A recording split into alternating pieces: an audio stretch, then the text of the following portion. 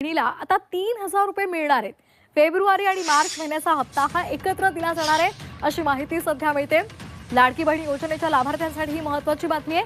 लाडकी बहीण योजनेमध्ये आता फेब्रुवारी आणि मार्च महिन्याचा हप्ता हा एकत्रितपणे जमा केला जाणार असं बोललं जातं आणि त्यामुळे लाभार्थ्यांना एकत्रित 3,000 रुपये मिळण्याची शक्यता आहे.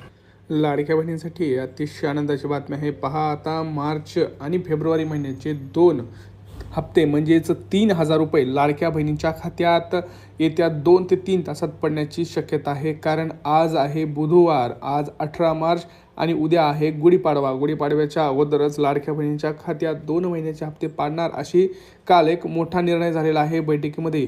काल रात्री उशिरापर्यंत ही बैठक चालू होती. त्याच्यामध्ये आज पैसे वाटपाला सुरुवात होणार अशी एक मोठी घोषणा इथं केली गेलेली आहे. तर सर्व लाडक्या बहिणींना अतिशय आनंदाची बातमी आहे. तुम्ही म्हणाल दादा कोणाला किती पैसे मिळणार, हे सगळं मी सांगणार आहे. फक्त मला काही प्रश्नांची उत्तर द्या. तुम्हाला जानेवारी महिन्याचा हप्ता आला आहे का? तुमची KYC झालेली आहे का?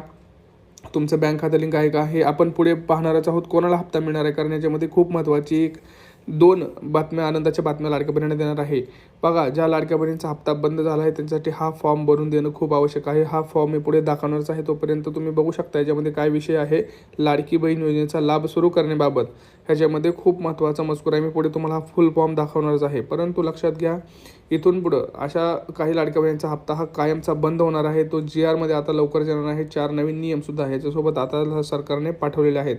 बघा, हा फॉर्म आहे. तुम्ही व्हिडिओ थांबवून बघू शकता. ज्या लाडक्या बहिणींचा हप्ता बंद झाला त्यांनी हा फॉर्म लिहून द्यायचा आहे. जर तुमच्याकडे हा फॉर्म नसेल तर तुम्ही एका वहीच्या कागदावरती लिहून हा फॉर्म तुम्ही देऊ शकताय. पूर्वी